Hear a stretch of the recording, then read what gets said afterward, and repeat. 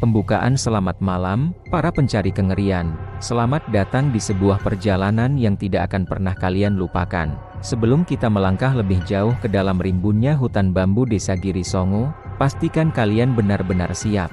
Periksa sekeliling kalian. Pastikan pintu terkunci rapat. Sebab, cerita yang akan saya bawakan malam ini bukan sekadar dongeng pengantar tidur. Ini adalah catatan kelam tentang perjanjian yang tidak pernah usai, sebuah tarian maut yang meminta bayaran nyawa, dan sosok yang akan menghantui setiap cermin di rumah kalian. Inilah, Sinden Tanpa Wajah. Perjalanan menuju Girisongo semua bermula di sebuah hari Selasa Kliwon yang pengap. Matahari baru saja tergelincir di ufuk barat, meninggalkan langit dengan warna jingga pekat yang terlihat seperti luka memar yang meradang di atas perbukitan Jawa Tengah yang sunyi. Aris, seorang pemuda kota yang terbiasa dengan hiruk-pikuk Jakarta, kini harus memacu mobil tuanya membelah jalanan berbatu yang semakin menyempit dan gelap. Sinyal di ponselnya sudah mati total sejak 1 jam yang lalu, menyisakan kotak besi itu sebagai benda tak berguna di samping kursi kemudinya. Ia berkali-kali mengangkat ponselnya ke atas, berharap ada satu baris sinyal yang muncul untuk memberikan petunjuk arah. Namun sia-sia, dunianya kini hanya sebatas sorot lampu mobil yang mulai meredup. Aris tidak punya banyak pilihan. Wasiat kakeknya yang baru saja meninggal tepat 40 hari yang lalu sangatlah jelas dan mengerikan. Aris, kembalilah ke Girisongo sebelum hari ke-40 kematianku, atau seluruh keluargamu tidak akan pernah menemukan ketenangan. Ada sesuatu yang harus kau kembalikan, sesuatu yang bukan milik kita. Kalimat itu terus terngiang-ngiang di kepalanya seperti kaset rusak yang tak bisa dimatikan, beradu dengan suara deru mesin mobil yang semakin kepayahan menanjak jalur perbukitan yang terjal. Aris menghela napas panjang, mencengkeram kemudi dengan jemari yang mulai berkeringat dingin. Aris batin, kenapa harus sekarang? Kenapa kakek baru memberitahuku lewat surat wasiat gila ini? Girisongo, nama desa ini saja tidak ada dalam koordinat peta manapun. Bapak dan ibu bahkan tidak pernah bercerita kalau kakek punya rumah di tempat sepencil ini. Apa yang sebenarnya kau sembunyikan, kek? Kenapa kau terdengar begitu ketakutan di dalam surat itu? Di sisi kiri dan kanannya, pohon-pohon bambu raksasa melengkung rendah, menutupi jalanan layaknya terowongan alami yang ingin menjepit siapa saja yang berani melintas. Suara gesekan batang bambu yang tertiup angin kencang terdengar sangat ganjil seperti ribuan suara orang tua yang sedang berbisik-bisik, bergumam dalam bahasa Jawa kuno yang tidak ia pahami. Kriet, kriet, sruk. Aris menelan ludah, mencoba memusatkan perhatiannya pada jalanan di depan. Tiba-tiba, udara di dalam kabin mobil berubah menjadi sangat dingin. Bukan dingin karena AC, melainkan dingin yang menusuk hingga ke sumsum tulang, membuat jemari Aris terasa kaku dan pucat. Aris bicara sendiri, "Oke, Aris, tenang. Ini hanya efek kelelahan. Kamu sudah menyetir selama 10 jam. Hutan ini memang menyeramkan, tapi kamu laki-laki dewasa. Jangan biarkan imajinasimu menguasai akal sehatmu.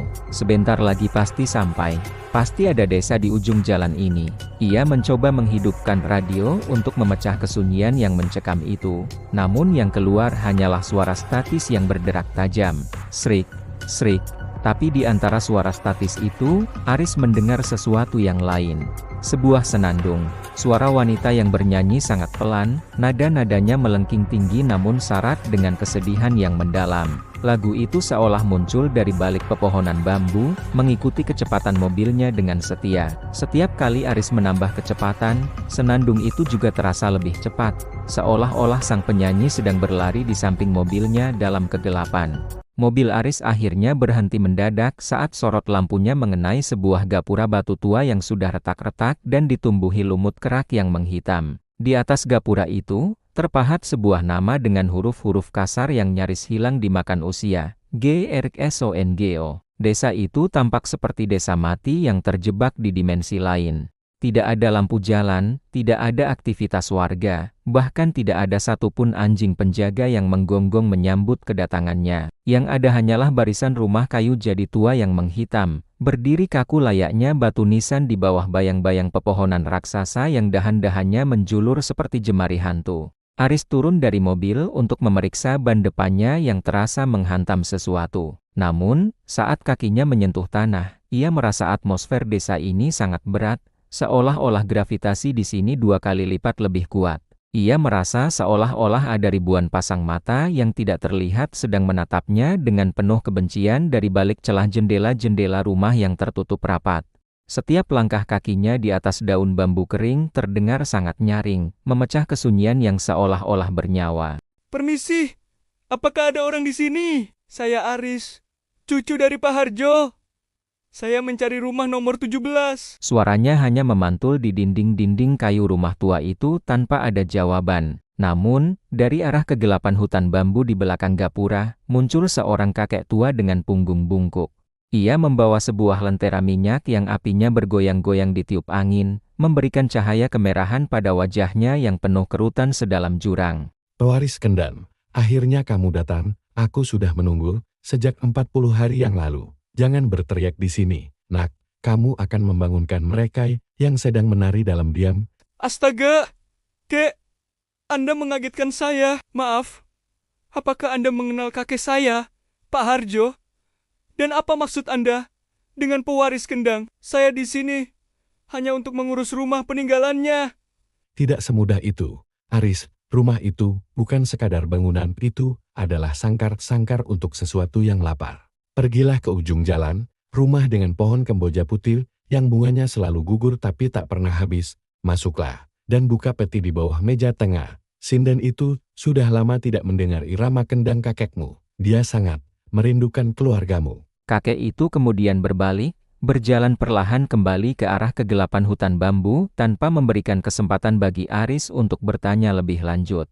Bau melati busuk menyengat hidung Aris secara tiba-tiba begitu tajam, seolah-olah ada bunga Kamboja yang baru saja dipetik dari pemakaman dan diletakkan tepat di bawah lubang hidungnya. Aris berdiri terpaku, menatap punggung kakek yang perlahan menghilang di telan kabut. Sinden, menunggu apa yang sebenarnya terjadi di desa ini? Kenapa orang tua itu tahu namaku? Kakek, apa yang sebenarnya kau lakukan di masa lalu? Aku punya perasaan sangat buruk tentang ini. Tapi, aku tidak bisa kembali sekarang. Aku harus tahu apa isi peti itu. Aris kembali masuk ke mobilnya, namun tangannya bergetar hebat saat memegang kunci kontak. Ia mengarahkan mobilnya menuju ujung jalan, seperti instruksi kakek misterius tadi. Di sana, sebuah rumah joglo berdiri dengan angkuh. Paling besar, paling gelap, dan paling sunyi di antara semuanya. Dan di bawah pohon kemboja yang disebutkan tadi, Aris melihat sesuatu yang membuatnya membeku. Sesosok wanita berpakaian kain jarik, berdiri mematung menatap ke arah rumah itu dalam kegelapan total. Aris menghentikan mobilnya tepat di depan pagar kayu yang sudah lapuk. Cahaya lampu mobilnya yang mulai meredup menyorot lurus ke arah sebuah pohon kemboja raksasa yang berdiri di halaman depan. Kelopak-kelopak bunganya yang putih tampak kontras dengan kegelapan malam, berserakan di atas tanah seperti taburan kain kafan yang robek. Aris menelan ludah. Ia teringat ucapan kakek misterius tadi, rumah dengan pohon kemboja yang bunganya selalu gugur tapi tak pernah habis. Pemandangan itu kini nyata di depannya, dan aroma melati busuk yang tadi ia cium kini berganti dengan bau tanah basah yang amis. Seolah-olah ada sesuatu yang baru saja digali di sekitar sini. Sosok wanita berpakaian jarik yang tadi ia lihat di bawah pohon kini telah hilang, lenyap di telan kegelapan sekejap mata setelah lampu mobil dimatikan. Aris duduk diam di balik kemudi selama beberapa menit. Jantungnya berdegup kencang hingga ia bisa merasakannya di ujung jari. Ia mencoba meyakinkan dirinya sendiri bahwa sosok itu hanyalah bayangan pohon atau sekadar halusinasi akibat kelelahan menyetir belasan jam. Namun, di dalam hatinya, sebuah suara kecil terus berteriak agar ia segera memutar balik mobilnya dan lari sejauh mungkin dari desa Giri Songo. Batin, jangan jadi penakut, Aris, kamu sudah sampai di sini. Kalau kamu lari sekarang, kamu tidak akan pernah tahu apa yang sebenarnya terjadi pada kakek. Surat wasiat itu, kakek tidak mungkin memintaku ke sini tanpa alasan yang sangat penting. Tapi kenapa rumah ini terasa begitu hidup? Seolah-olah dinding-dinding kayu itu sedang bernapas dan memperhatikan setiap gerak-gerikku. Dengan tangan yang masih gemetar, Aris meraih tas ranselnya dan keluar dari mobil. Suara pintu mobil yang tertutup terdengar sangat nyaring, memecah kesunyian malam yang seolah-olah sudah menunggu kedatangannya selama berabad-abad. Ia melangkah perlahan menuju pintu utama rumah joglo itu. itu. Lantai teras yang terbuat dari ubin kuno terasa sangat dingin meski ia memakai sepatu. Setiap langkahnya diikuti oleh suara derit kayu yang halus. Seolah-olah rumah itu sendiri sedang menggeliat bangun dari tidur panjangnya. Aris memasuki ruang tengah. Aris mengeluarkan kunci kuningan besar yang diberikan oleh pengacara kakeknya di kota. Saat kunci itu dimasukkan ke dalam lubangnya, terdengar suara klik yang dalam, dan pintu kayu jadi yang berat itu perlahan-lahan terbuka sendiri, seolah-olah ada tangan tak terlihat yang menariknya dari dalam. Aris segera menyalakan senter ponselnya. Sorot cahayanya menyapu ruangan tengah yang sangat luas, memperlihatkan butiran debu yang menari-nari di udara seperti jutaan serangga kecil. Bau pengap dan lembab langsung menyerang indera penciumannya, bercampur dengan aroma dupa yang sudah lama padam. Ruangan itu dipenuhi dengan furnitur kuno yang ditutupi kain putih, membuatnya tampak seperti barisan hantu yang sedang berdiri diam di tengah kegelapan. Aris berjalan menuju tengah ruangan, tepat di bawah struktur Soko Guru 4 tiang utama rumah joglo yang terbuat dari kayu jadi raksasa. Ia ingat instruksi si kakek tua, buka peti di bawah meja tengah. Dan benar saja, di sana, di bawah sebuah meja kayu yang ukirannya sangat detail dan rumit, terdapat sebuah peti besi tua yang dirantai dengan gembok yang sudah berkarat.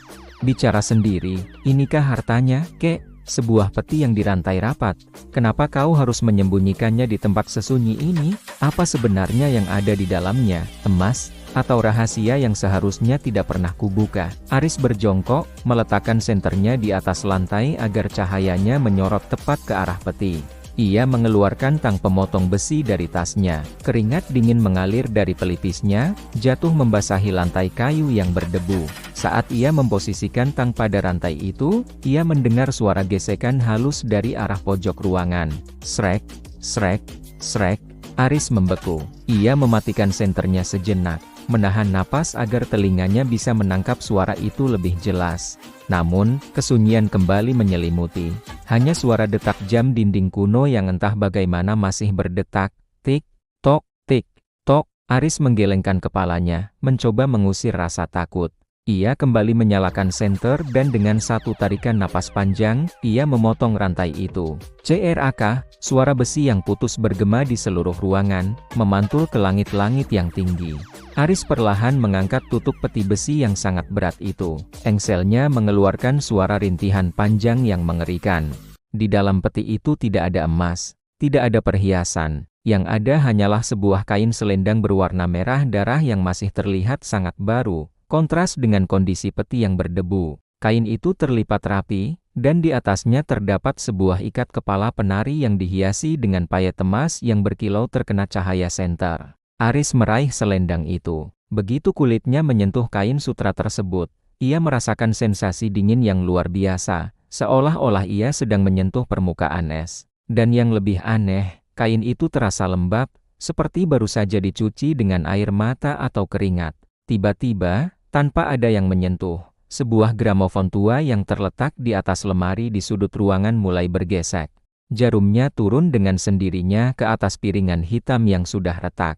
Srik, srik, suara statis yang tajam terdengar sejenak, sebelum akhirnya suara sinden wanita meledak, memenuhi ruangan itu dengan nyanyian yang melengking tinggi. Suaranya tidak berasal dari corong gramofon, melainkan seolah-olah muncul dari setiap sudut dinding rumah itu sendiri. Bersenandung lirik Jawa kuno dengan nada sedih dan meratapi siapa yang memutar musik itu. Keluar, jangan main-main denganku. Aku tahu ada orang di sini. Aris berdiri dengan cepat, menyenter ke segala arah. Cahaya senternya menyorot sebuah cermin besar yang terletak di dinding seberang. Di dalam pantulan cermin itu, Aris melihat sesuatu yang membuatnya nyaris pingsan. Di belakangnya, tepat di belakang punggungnya di dalam pantulan cermin, berdiri sesosok wanita berpakaian kemben hijau tua dengan selendang merah yang sama dengan yang ia pegang. Namun, saat Aris memutar tubuhnya dengan cepat ke belakang, ruangan itu kosong, tidak ada siapa-siapa di sana. Hanya ada bayangan tiang kayu yang memanjang di lantai. Tadi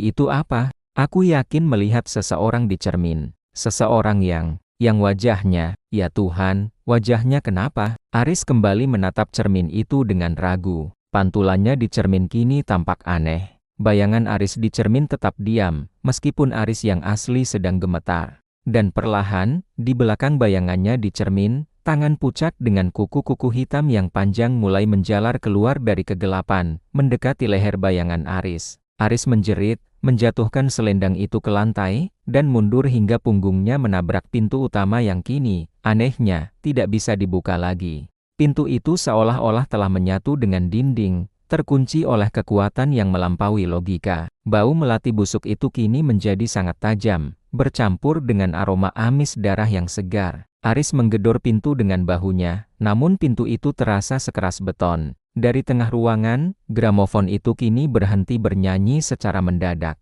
Kesunyian yang lebih mengerikan menyusul. Dan kemudian, suara bisikan wanita terdengar tepat di samping telinganya, sangat dekat, hingga Aris bisa merasakan hembusan napas yang dingin di lehernya. Sampun rawuh.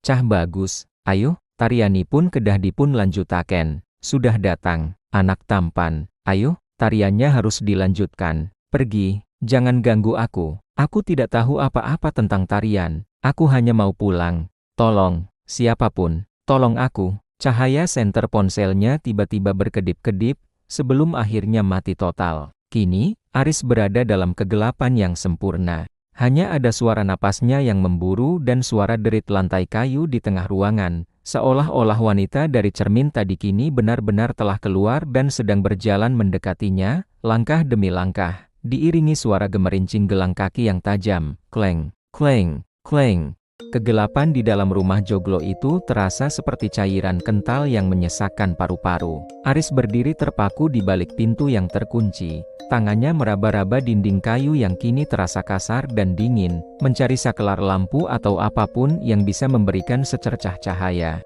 Senter ponselnya telah mati total, meninggalkan dirinya hanya ditemani oleh detak jantungnya sendiri yang berpacu liar. Bau melati yang tadi hanya tercium samar, kini berubah menjadi aroma busuk yang sangat pekat, seolah-olah ada bangkai yang baru saja diletakkan di dekat wajahnya. Setiap kali ia menarik napas, rasa mual mengaduk-aduk perutnya, namun ia tak punya pilihan selain tetap bertahan di sana. Di tengah kesunyian yang mencekam, suara gemerincing gelang kaki itu terdengar lagi. Kleng, kleng, kleng. Suaranya tidak lagi berasal dari cermin, melainkan sangat nyata, bergema di atas lantai kayu ruang tengah. Aris memejamkan matanya rapat-rapat, berharap semua ini hanyalah mimpi buruk yang akan segera berakhir saat ia bangun. Namun, udara dingin yang berhembus di tengkuknya terasa terlalu nyata untuk disebut mimpi. Ia bisa merasakan kehadiran sesuatu yang besar, sesuatu yang kuno dan penuh amarah, sedang berdiri hanya beberapa meter darinya di dalam kegelapan yang pekat. Jangan buka mata, Aris. Jangan buka mata, jika kamu tidak melihatnya, dia tidak akan bisa menyentuhmu. Ini hanya halusinasi. Ini hanya otakmu yang bermain-main karena stres. Tapi, kenapa suaranya begitu dekat? Kenapa aku bisa mendengar suara gesekan kain jarik di atas lantai? Kakek, apa yang sebenarnya kau simpan di rumah ini? Kenapa kau menjebakku di sini? Tiba-tiba, sebuah cahaya redup muncul dari arah tengah ruangan. Cahaya itu berwarna kebiruan, temaram seperti api lilin yang tertiup angin. Aris memberanikan diri membuka matanya sedikit. Di sana, di bawah struktur Sokoguru, selendang merah yang tadi ia jatuhkan kini tampak bersinar redup. Selendang itu tidak lagi tergeletak mati di lantai. Ia bergerak. Ujung-ujungnya meliuk-liuk di udara seperti ular yang sedang menari. Perlahan-lahan terangkat ke atas seolah-olah ada tangan tak terlihat yang sedang memakainya. Perlahan namun pasti, dari balik kegelapan yang menyelimuti empat tiang utama, sebuah sosok mulai terbentuk. Sosok itu mengenakan kemben hijau tua yang tampak basah, melekat erat pada tubuhnya yang kurus dan pucat.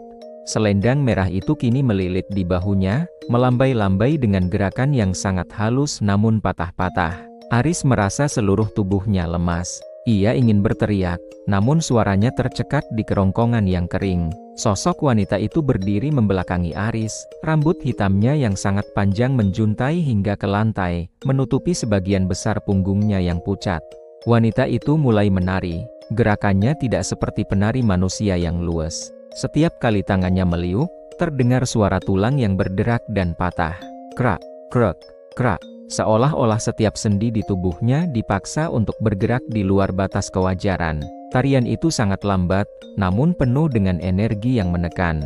Aris merasa kepalanya berdenyut hebat mengikuti irama gemerincing gelang kaki yang kini berbunyi serempak dengan suara derak tulang tersebut. Dan kemudian, suara sinden itu kembali muncul. Kali ini, suaranya bukan lagi dari gramofon, melainkan keluar langsung dari sosok yang sedang menari itu. Lares sangat, putunipun Harjo sampun rawuh. Benar sekali, cucunya Harjo sudah datang. Mendengar nama kakeknya disebut, Aris merasa sebuah kejutan listrik menyengat kesadarannya. Ia memberanikan diri untuk bersuara, meskipun suaranya terdengar sangat parau dan bergetar hebat.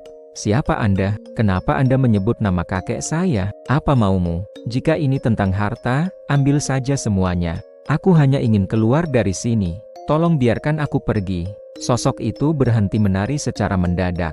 Kesunyian yang tercipta setelahnya terasa jauh lebih mengerikan daripada suara derak tulang tadi. Secara perlahan, sangat perlahan, kepala wanita itu mulai berputar ke belakang. Kepalanya berputar 180 derajat tanpa tubuhnya ikut bergerak, seolah-olah lehernya tidak memiliki tulang. Rambut hitamnya tersibak, memperlihatkan apa yang seharusnya menjadi wajah. Aris menjerit histeris hingga suaranya serak. Wajah wanita itu, tidak ada mata yang menatapnya dengan amarah, tidak ada mulut yang mengeluarkan senyuman licik. Yang ada hanya kulit putih pucat yang rata sempurna dari dahi hingga dagu. Kulit itu tampak meregang kencang, menutupi semua fitur wajah manusia yang seharusnya ada di sana. Namun, meskipun tidak memiliki mata, Aris tahu bahwa sosok itu sedang menatap tepat ke arah jiwanya. Sosok itu adalah sinden tanpa wajah yang selama ini menjadi rahasia kelam desa Girisongo. Meskipun tidak memiliki mulut, suara wanita itu kembali bergema, kini terasa jauh lebih berat dan berwibawa, memenuhi seluruh rongga dada Aris. Suara itu seolah-olah merambat melalui getaran udara, membawa beban sejarah yang sangat kelam. "Harjo, kakekmu, dia berjanji bahwa tarian ini tidak akan pernah berhenti. Dia berjanji bahwa darah keturunannya akan terus memberikan nyawa pada selendang ini. Puluhan tahun aku menunggu di dalam peti itu, merindukan irama kendang yang dulu ia mainkan. Sekarang, pengabdian itu jatuh padamu, Aris." Bohong. Kakekku orang baik. Dia tidak mungkin memberikan cucunya pada makhluk sepertimu. Ini tidak masuk akal. Aku tidak tahu cara menari. Aku tidak tahu cara memainkan kendang. Pergi, kembali ke neraka, tempat asalmu. "Kakekmu orang baik. Dia adalah pria yang rakus, Aris. Dia menginginkan kejayaan untuk kelompok seninya. Dia menginginkan nama besar di seluruh tanah Jawa. Dan dia menukarnya dengan nyawa mereka yang dicintainya. Tahukah kamu kenapa ayahmu tidak pernah bercerita tentang desa ini? Karena dia tahu, dia adalah tumbal berikutnya yang gagal diambil. Dan sekarang, utang itu harus dilunasi olehmu." Sosok sinden itu mulai melayang mendekati Aris. Gerakannya tidak terburu-buru, ia seolah menikmati ketakutan yang terpancar dari wajah Aris. Setiap langkahnya membuat lantai kayu di bawahnya menghitam dan berlumut, meninggalkan jejak amis yang sangat kuat. Aris mencoba menggedor pintu di belakangnya dengan sisa tenaganya, namun pintu itu tetap bergeming sekeras batu karang. Ia terjepit antara pintu yang terkunci dan kematian tanpa wajah yang sedang merayap mendekat. Wanita itu kini berdiri hanya 1 meter di depan Aris. Bau melati busuk itu kini terasa sangat menyesakkan hingga Aris nyaris pingsan. Tangan pucat wanita itu, dengan kuku-kuku hitam yang panjang dan tajam, perlahan-lahan terangkat menuju wajah Aris. Ujung kukunya yang sedingin es menyentuh pipi Aris, meninggalkan bekas goresan merah yang langsung terasa perih seperti terbakar api. Tuhan, jika ini adalah akhir hidupku, tolong ampuni aku. Aku tidak tahu apa-apa tentang dosa kakekku. Jangan biarkan dia mengambil wajahku. Jangan biarkan aku menjadi salah satu dari mereka. Di tengah keputusasaan itu, Aris melihat sesuatu yang tidak ia sadari sebelumnya. Di leher sosok sinden itu, tergantung sebuah kalung perak dengan liontin kecil berbentuk kendang. Liontin itu tampak sangat familiar. Aris teringat, kakeknya selalu memakai liontin yang sama hingga hari kematiannya. Saat jemari wanita itu mulai mencengkeram rahangnya dengan kekuatan yang luar biasa, Aris merasakan sebuah keberanian yang muncul dari rasa takut yang memuncak. Ia teringat surat wasiat kakeknya, "Ada sesuatu yang harus kau kembalikan, sesuatu yang bukan milik kita. Liontin itu milik kakekku. Kamu mencurinya darinya. Kamu yang membuatnya menderita selama ini. Mendengar kata-kata Aris, sosok sinden itu mengeluarkan suara jeritan yang sangat memekakan telinga. Ruangan itu bergetar hebat. Lampu gantung tua di atas mereka jatuh dan hancur berkeping-keping. Dalam sekejap, kekuatan cengkeraman wanita itu mengendur. Aris mengambil kesempatan ini untuk merunduk dan berlari menuju lorong gelap yang menuju ke arah dapur. Satu-satunya tempat yang belum ia periksa secara detail. Ia tidak tahu apa yang menantinya di sana, tapi ia tahu bahwa ia harus menjauh dari ruang tengah secepat mungkin. Saat ia berlari menembus lorong, ia bisa mendengar suara tarian itu kembali dimulai di belakangnya. Suara gemerincing gelang kaki itu kini terdengar seperti ribuan lonceng kematian yang sedang mengejarnya. Sinden tanpa wajah itu tidak akan melepaskannya begitu saja. Tarian maut ini baru saja dimulai. Dan Aris sadar bahwa ia sedang berlari menuju jantung dari misteri yang lebih besar dan jauh lebih mengerikan di bagian belakang rumah joglo ini. Aris memacu kakinya menembus kegelapan lorong, napasnya tersengal-sengal seperti binatang yang sedang diburu. Lantai kayu di bawahnya berderit protes, seolah setiap pijakannya membangunkan memori-memori kelam yang tertidur selama puluhan tahun. Di belakangnya, suara gemerincing gelang kaki itu tidak pernah menjauh. Kleng, kleng, kleng. Suaranya kini bercampur dengan suara tawa wanita yang melengking, bergema di antara dinding-dinding kayu yang sempit, membuat telinga Aris terasa panas dan berdenyut. Ia terus berlari tanpa arah, hingga akhirnya ia sampai di area dapur tua yang luas, tempat di mana aroma melati busuk itu kini berganti menjadi bau pengap abu tungku dan sesuatu yang amis seperti daging mentah. Dapur itu tampak seperti laboratorium kegelapan dari masa lalu. Di tengah ruangan, terdapat sebuah tungku batu besar yang masih menyisakan sisa-sisa abu putih. Aris mencoba mencari jalan keluar, sebuah pintu belakang atau mungkin sebuah jendela yang bisa ia pecahkan, namun semua celah tampak tertutup rapat oleh papan-papan kayu yang dipaku mati.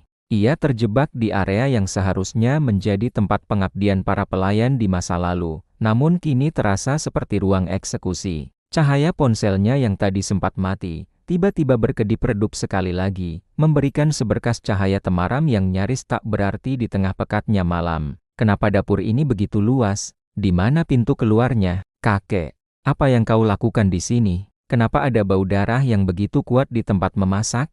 Tolong, seseorang, siapapun, tunjukkan jalan keluar. Saat ia menyisir dinding dapur dengan cahaya ponselnya yang sekarat, mata Aris menangkap sebuah kejanggalan. Di balik deretan tempayan air yang sudah pecah, terdapat sebuah pintu kecil yang terbuat dari kayu jadi tanpa ukiran. Pintu itu tampak tersembunyi, hampir menyatu dengan warna dinding yang menghitam karena asap. Aris mendekat dengan ragu. Tangannya yang gemetar menyentuh daun pintu yang terasa kasar dan berminyak. Tanpa perlu tenaga besar, pintu itu terbuka, mengeluarkan aroma dupa yang begitu pekat hingga membuat kepalanya pening seketika. Di balik pintu itu bukanlah jalan keluar, melainkan sebuah ruangan kecil yang sempit dan gelap gulita. Aris melangkah masuk, dan seketika itu juga pintu di belakangnya tertutup sendiri dengan dentuman keras. BRAKK, ia kini berada di dalam ruang yang terasa seperti peti mati raksasa. Namun, saat cahaya ponselnya menyapu ruangan itu, Aris terbelalak.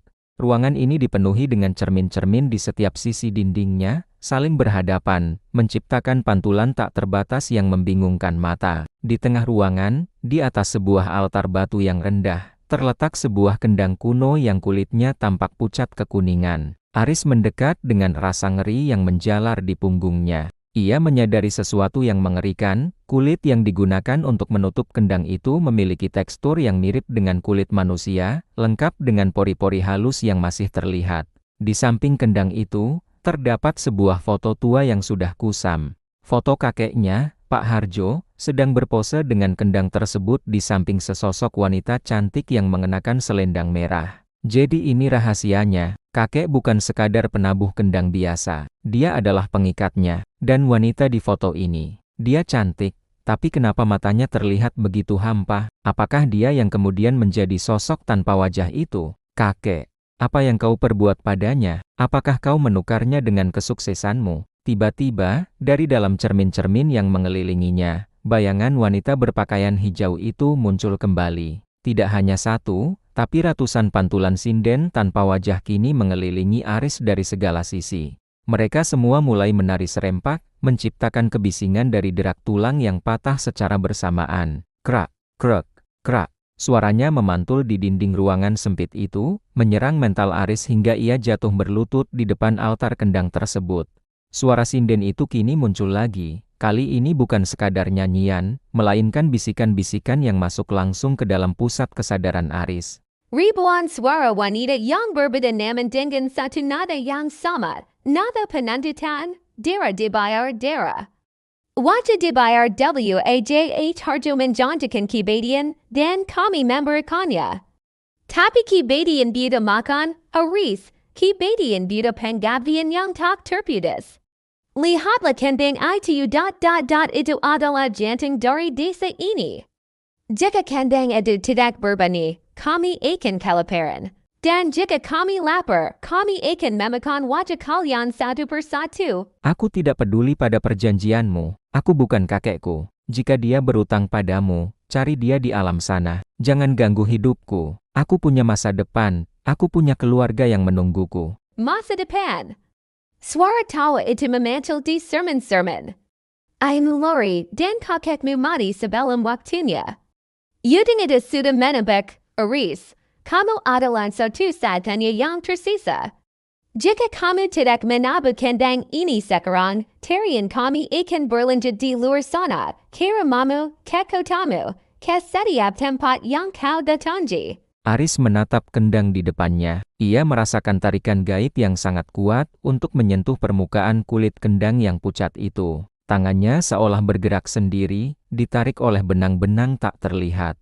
Namun, saat jarinya nyaris menyentuh kendang, ia melihat sebuah bercak darah segar di atas meja altar. Darah itu membentuk sebuah simbol kuno yang pernah ia lihat di surat wasiat kakeknya. Di bawah simbol itu, tertulis sebuah catatan kecil dengan tulisan tangan kakeknya yang berantakan, bakar kainnya, hancurkan jantungnya, atau tarian ini takkan pernah usai. Aris menyadari sesuatu. Kendang ini adalah jantung yang dimaksud kakeknya, dan selendang merah yang tadi ia tinggalkan di ruang tengah adalah kain yang harus dibakar. Ia harus kembali ke ruang tengah.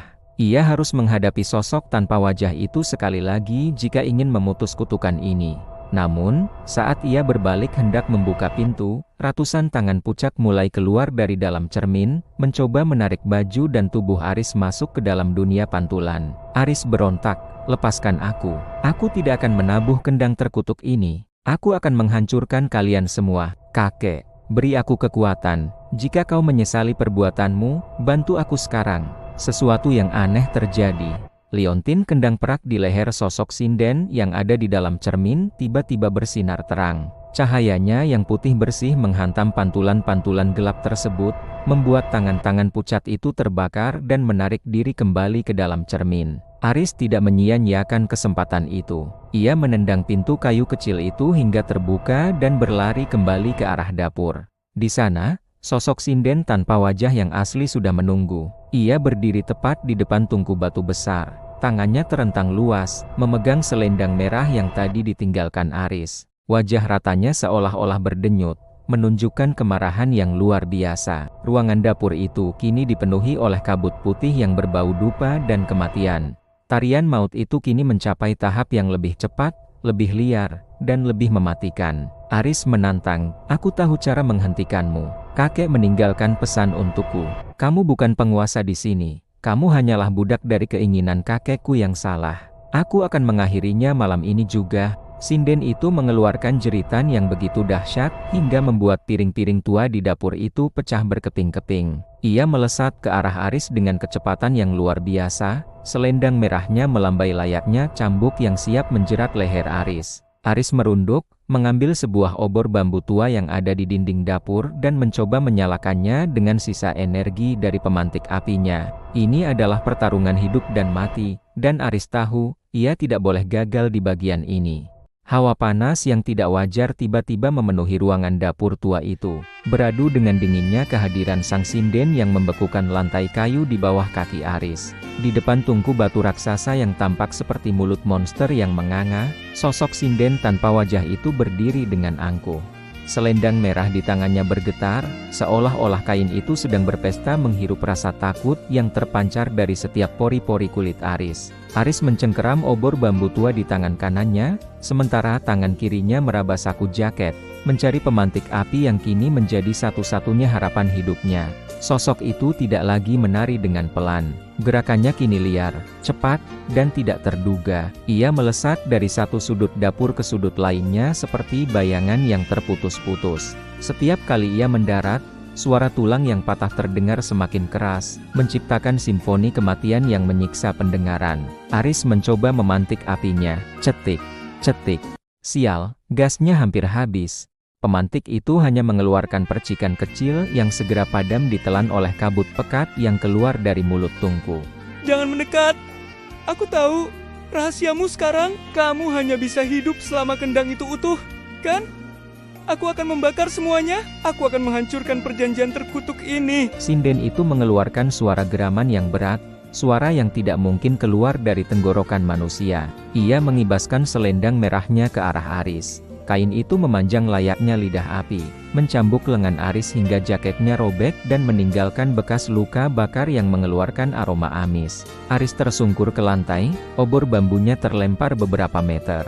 Ia mengerang kesakitan, merasakan panas yang membara menjalar dari lengannya ke seluruh tubuhnya. Sinden itu melayang mendekat, wajah ratanya hanya berjarak beberapa sentimeter dari wajah Aris. Aris bisa melihat tekstur kulit wajah itu pucat, licin, dan tanpa pori-pori, seperti porselen yang retak di beberapa bagian. Dari balik kulit yang rata itu, Aris melihat sesuatu bergerak-gerak, seolah-olah ada ribuan ulat yang merayap di bawah permukaan wajah sang sinden. Tanpa berpikir panjang, Aris menendang tungku batu di sampingnya, membuat bara api yang masih tersisa di dalamnya tumpah ke lantai. Sinden itu memekik, suaranya melengking tinggi hingga membuat telinga Aris mengeluarkan darah. Ia tampak terganggu dengan cahaya bara api tersebut. Aris tidak menyia-nyiakan kesempatan ini. Ia merangkak cepat, meraih obor bambunya, dan mengarahkannya ke tumpahan bara api. Obor itu menyala, memberikan cahaya kuning yang terang benderang di dapur yang suram. Dengan obor yang membara di tangannya, Aris berdiri dengan tegak, meskipun kakinya gemetar hebat. Berikan selendang itu, selesai sudah. Kamu tidak punya kuasa lagi atas keluargaku. Aku bukan penabuh kendangmu, dan aku tidak akan pernah menjadi tumbalmu. Ia mengayunkan obornya ke arah sinden. Sosok itu mundur dengan gerakan patah-patah, melindungi selendang merahnya seolah-olah itu adalah jantungnya sendiri. Aris menyadari bahwa selendang itu adalah nyawa dari entitas ini.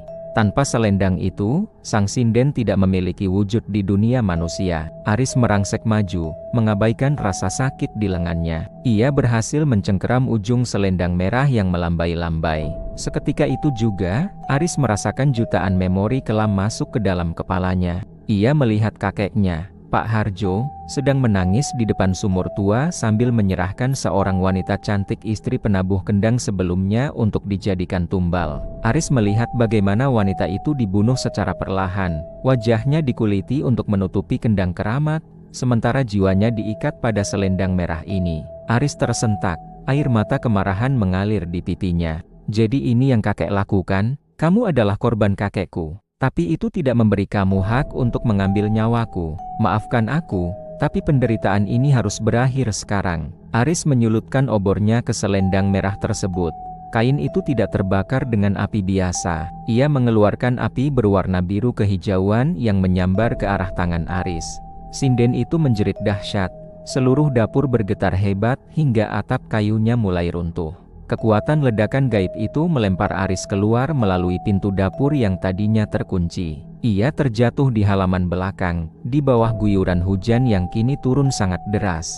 Di depannya, hutan bambu tampak seperti barisan raksasa yang siap menginjaknya. Aris melihat cahaya merah redup di tengah hutan arah sumur tua yang ia lihat di penglihatan tadi. Ia tahu, meskipun selendang itu sudah terbakar sebagian, perjanjian itu hanya akan benar-benar putus jika sisa selendang dan kendang di dalam ruang rahasia itu dilemparkan ke dalam sumur keramat Giri Songo. Lari, Aris, jangan menoleh.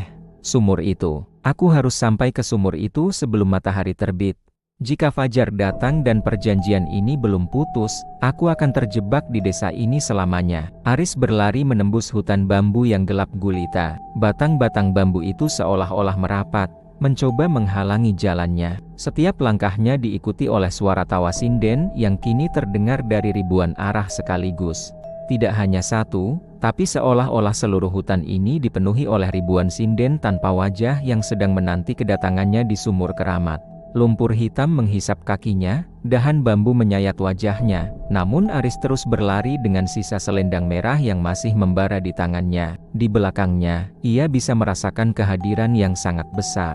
Sinden tanpa wajah itu tidak lagi berbentuk wanita. Ia telah berubah menjadi kabut hitam raksasa yang menyapu pohon-pohon bambu hingga hancur. Suara gemerincing gelang kaki itu kini terdengar seperti dentuman guntur yang memekakan telinga. Aris melihat bibir sumur tua itu di depannya, sebuah lubang gelap yang tampak seperti pintu menuju neraka. Ia hanya butuh beberapa langkah lagi, namun tanah di bawah kakinya tiba-tiba amblas, membuatnya terjatuh tepat di depan sumur tersebut. Aris merangkak menuju bibir sumur, napasnya tinggal satu-satu. Di atasnya, kabut hitam sang sinden telah mengumpul, membentuk kembali sosok wanita tanpa wajah yang kini tampak jauh lebih mengerikan dengan kulit yang hangus terbakar. Ia tidak lagi menari. Ia merangkak di tanah seperti laba-laba raksasa, mendekati Aris dengan kecepatan yang mematikan. Kamu tidak akan bisa pergi, Aris. Darah Harjo mengalir di nadimu. Kamu adalah milikku. Selamanya di Giri Songo, darah kakekku mungkin ada padaku, tapi jiwaku bukan milikmu. Perjanjian ini berakhir di sini, hari ini. Aris mengangkat sisa selendang merah yang masih menyala dan kendang kecil yang entah sejak kapan sudah ada di genggamannya. Ia menatap ke dalam sumur yang dalam dan gelap itu. Dari dalam sumur, ia mendengar suara jutaan jiwa yang berteriak meminta pembebasan. Dengan satu teriakan terakhir yang menghabiskan seluruh tenaganya, Aris melepaskan barang-barang terkutuk itu ke dalam kegelapan sumur keramat tersebut. Sesaat setelah selendang merah yang membara dan kendang kulit manusia itu tertelan oleh kegelapan sumur keramat, keheningan yang mematikan mendadak menyelimuti hutan bambu Giri Songo. Waktu seolah berhenti berdetak. Hujan yang tadinya turun dengan sangat deras tiba-tiba menggantung di udara, membeku menjadi butiran-butiran kristal air yang tidak kunjung menyentuh tanah. Aris masih tersungkur di bibir sumur, jemarinya mencengkeram lumut yang licin dengan sisa-sisa tenaga yang ia miliki. Di atasnya, kabut hitam raksasa yang merupakan manifestasi amarah sang sinden membeku dalam posisi menerkam, seolah-olah seluruh kekuatannya baru saja direnggut paksa oleh kedalaman sumur itu sendiri. Detik berikutnya, sebuah dentuman dahsyat meledak dari dasar sumur.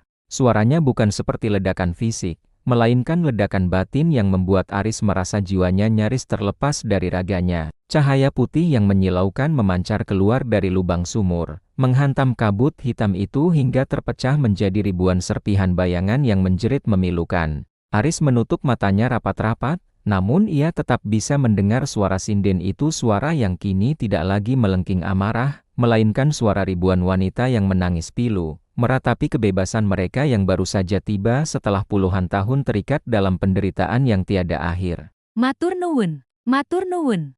Aris merasakan sebuah gelombang energi dingin yang menyapu seluruh tubuhnya, membersihkan rasa panas dari luka bakar di lengannya. Saat ia memberanikan diri membuka mata, sinden tanpa wajah itu sudah tidak ada. Yang tersisa hanyalah kepulan asap putih yang perlahan memudar ditiup angin pagi yang kini terasa segar. Hutan bambu yang tadinya terasa seperti penjara, kini tampak seperti hutan biasa yang diselimuti kabut fajar yang damai. Namun, Aris tahu bahwa kedamaian ini dibayar dengan harga yang sangat mahal. Dengan kaki yang gemetar hebat, Aris bangkit berdiri. Ia tidak menoleh ke arah sumur itu lagi. Ia berlari, bukan karena takut dikejar, melainkan karena ia ingin segera keluar dari tanah terkutuk ini sebelum matahari benar-benar terbit dan memperlihatkan sisa-sisa kehancuran desa Giri Songo. Saat ia keluar dari rimbunnya bambu, ia melihat mobil tuanya masih terparkir di depan gerbang batu tua yang kini tampak rapuh dan nyaris roboh.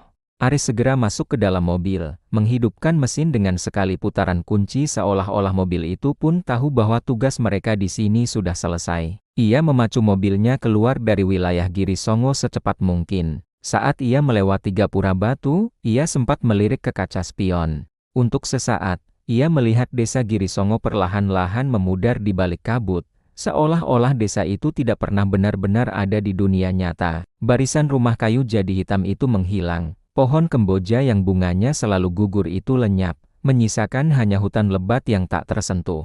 Aris terus mengemudi hingga ia sampai di jalan raya utama yang sudah dipenuhi oleh cahaya matahari pagi yang hangat. Selesai. Semuanya benar-benar selesai. Kakek, aku harap kamu sekarang sudah tenang. Utangmu sudah kubayar, perjanjian itu sudah hancur. Jangan pernah minta aku kembali lagi. Jangan pernah. Beberapa bulan berlalu sejak kejadian di Girisongo. Aris kembali ke kehidupannya yang normal di kota, namun ia bukanlah orang yang sama lagi. Meskipun surat wasiat kakeknya sudah ia bakar habis, memori tentang wajah rata sang sinden tetap menghantui setiap malamnya. Ia kini tidak pernah lagi berani memiliki cermin besar di rumahnya. Setiap kali ia mencuci muka, ia akan melakukannya dengan mata tertutup, takut bahwa suatu saat, pantulan wajahnya akan hilang sekali lagi. Namun, teror yang sebenarnya adalah aroma melati. Kadang, di tengah keramaian stasiun atau di dalam lift yang sunyi, Aris tiba-tiba mencium bau melati busuk itu lagi. Begitu tajam, begitu nyata, dan di saat itulah, telinganya akan menangkap suara gemerincing gelang kaki yang sangat samar di kejauhan. Kleng, kleng. Aris menyadari bahwa meskipun sumur telah menelan selendangnya, beberapa kutukan tidak pernah benar-benar mati. Mereka hanya bersembunyi di balik bayangan, menunggu seseorang yang cukup penasaran untuk menggali kembali rahasia yang seharusnya tetap terkubur. Kisah Aris mengingatkan kita semua, bahwa harta dan kejayaan yang didapat dengan cara yang salah akan selalu meminta imbalan yang setimpal. Perjanjian dengan kegelapan mungkin memberikan keuntungan di awal, namun ia akan menagih utang hingga ke anak cucu, sampai tidak ada lagi yang tersisa selain penyesalan. Berhati-hatilah dengan apa yang kalian inginkan, dan lebih berhati-hatilah dengan apa yang nenek moyang kalian simpan di masa lalu. Karena di dunia ini, ada pintu-pintu yang sebaiknya tetap tertutup, ada lagu-lagu yang sebaiknya tidak pernah dinyanyikan, dan ada tarian yang seharusnya tidak pernah dimulai. Teman-teman saksi misteri, itulah akhir dari perjalanan panjang kita dalam kisah sinden tanpa wajah. Terima kasih sudah bertahan mendengarkan dari bagian pertama hingga bagian ke-6 yang sangat menegangkan ini. Kejujuran Aris mungkin telah menyelamatkan jiwanya, namun pertanyaannya adalah, apakah kalian yakin tidak ada rahasia serupa di keluarga kalian sendiri? Jika kalian menyukai gaya cerita horor yang panjang dan mendalam seperti ini, pastikan untuk menekan tombol subscribe sekarang juga dan aktifkan lonceng notifikasinya. Jangan biarkan kalian melewatkan teror-teror baru yang akan kami bawakan setiap minggunya. Like video ini sebagai bentuk apresiasi atas keberanian kalian menonton sampai habis, dan share video ini ke grup WhatsApp atau teman kalian yang hobi uji nyali tantang mereka untuk mendengarkan cerita ini sendirian di tengah malam. Tuliskan di kolom komentar, menurut kalian, apakah Aris benar-benar sudah bebas, atau sinden itu hanya sedang berpindah tempat? Kami sangat menunggu diskusi kalian di bawah. Dan jangan lupa, periksa kembali pintu dan jendela kalian sebelum tidur malam ini. Saya selalu mistis, pamit dari ruang gelap. Sampai jumpa di kisah horor selanjutnya. Tetaplah waspada, karena kegelapan selalu punya cara untuk kembali. Selamat malam.